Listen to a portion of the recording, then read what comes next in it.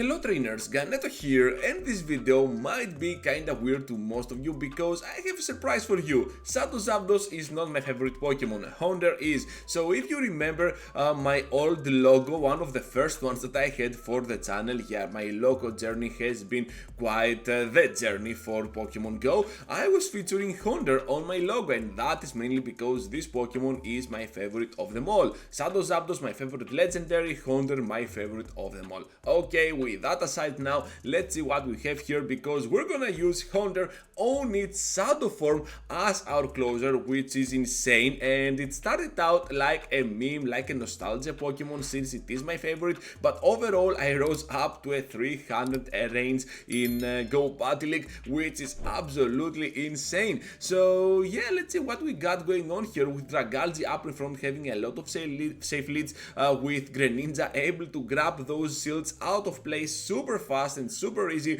while we can always rely on Honda to have at least a shield for the end game, and of course its amazing attacks to destroy down our opponents. So here my enemy is just gonna go ahead and take the next charge attack on the Toxic Rock, but we don't care at all. We're still able to finish off the Dark type with our Honda, which is a great element of our Honda over here, and yeah, Shadow is a big upgrade to this already glassy Pokemon. Into the next battle now, and we're having Golurk up in front. You can already tell that we're having bad leads all over this video, and you are not gonna regret sticking around in the end because more bad leads are coming up. They are gonna be able to farm us down, and unfortunately for us, they also have a Galvantula. Cannot switch out yet, but first we need to throw this Night Slash.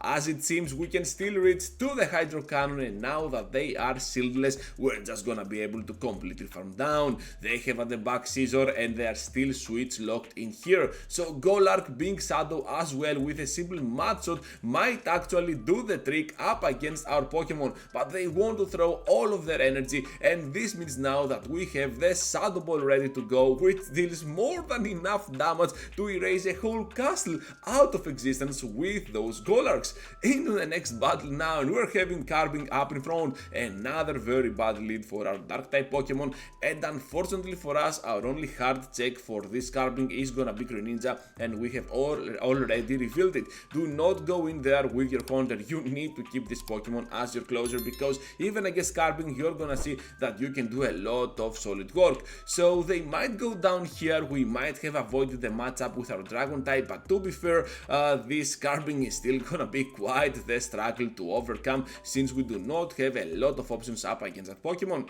Anyways, here comes the Night Slash, and right after I want to bank that energy for the end game. So Carbink now returns into the battle, and we have to go pretty rough at it with our Aqua Tails. To my surprise, Dragalge here is still gonna go toe to toe even up against the Carbink, and by blocking here the Moonblast, we actually get the chance to get to 2 more Aqua Tails. This will bring this Carbink severely low at a point that we perhaps can farm down with our Honda without getting scared of those rock throws, because once again Honda is gonna be extremely glassy, even glassier than it normally is. Then we go to the rock throws. Now my Honda returns into the battle, and of course we need to respect the damage from the brine. Able to go ahead and completely farm down? No, we cannot, but another brine is coming up. Hopefully we can survive that, which is pretty surprising, and right after finish of the Carbink, and since we have 1 HP remaining on our Greninja, we're gonna get that very close victory. Into the next battle now against a Steel type, which can always one-shot us down with a Drill Run. Just gonna respect the damage from that move, but instead they get to the Aerial Ace, which is now a cheaper way to get to your move, and a pretty strong move overall for this new season.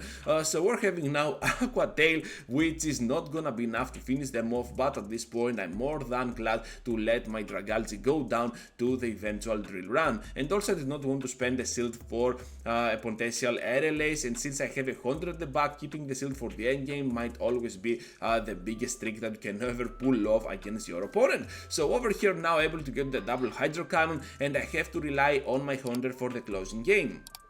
By spending their final shield, I can easily go here and completely farm down with those Shadow Claws while they are gonna switch out, but at this point we don't care at all. Shadow Ball is coming up, one-shotting down the whole graveyard with those stone tombs, whatever that Pokemon is, and of course Runerigus stands no chance at all against our Honda. So into the next battle now, and we're having the Mawile up in front. So you already know that Mawile is gonna be an absolute beast against any dragon type, and Dragalge is no exception at all, but still we can rely on those Aqua Tails to finish them down. So here comes now another one. So this will bring the Mawile pretty low, but they want to farm down with their Golbat while they still have a decent amount of energy farmed up on their Mawile, so we have to take note of that for the end game. So here comes now the Night Slash. I'm expecting a shield, to be honest, and right after I will hit them with the Hydro Cannon. Are they gonna expect here the back-to-back combo? Because if they expect the Night Slash, they will let it go through, and they are gonna do exactly that. So down goes the Golbat, and right after we are gonna get farmed down by that Mawile. Hopefully though here we have the shield advantage, which means that we need to start shielding our Honda. So down they go to our Shadow Claws. What do they have at the back? It is gonna be the Jelly Sand, and look at how much damage they can do with those hexes. We don't care though, because our Pokemon is an absolute beast, and right here we're just gonna get to the first Shadow Ball and then try to get to another one before something weird happens. Down they go. Let's get that sweet victory with Shadow Honda as our amazing closer. Into the next battle, trainers, and we're having Mawile once again up in front. So by leading with Dragalge, I instantly start to get fairy types, and especially Mawiles up in front, which is absolutely crazy. And on the switch we're met up with another severe counter to our Pokemon, this time Charjabug. What I know though with my Greninja is that this Pokemon is absolutely overpowered for the meta, so we can still reach to more Hydro Cannons before fainting. As it seems they are counting correctly here, so they are gonna throw their X-Scissor. By doing that, I'm pretty sure that I can then completely farm down with my Dragon Tails and Dragalge, so this final X-Scissor will be no threat at all as it seems. Able to complete the farm down, now at the back they return with Mawile, but this time we have a lot of energy to spare.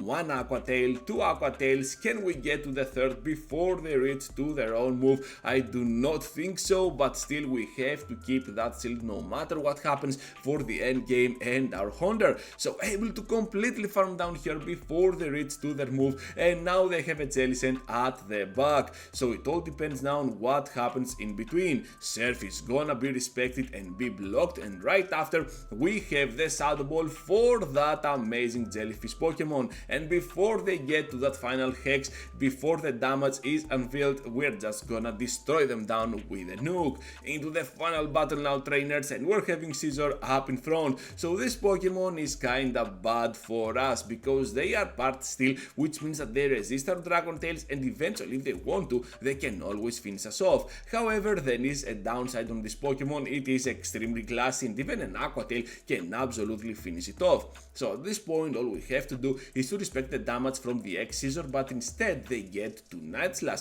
This makes me think that they do not have X-Scissor at all. Perhaps they have Iron Head, and this can always work towards our advantage, but still they want to switch out to their Greninja to get more pressure onto our side. So here comes now another move right on the CMP. Even though I have one more Hydro Cannon, I'm just gonna throw here and expect them to shield, but they are not shielding at all. Here comes now the Scissor, and of course another Hydro Cannon is coming up. Then I go to the following Bullet Punches, but at this point I want them first to sacrifice that energy on my Dragalge, and right after I will return into the battle with my Honda.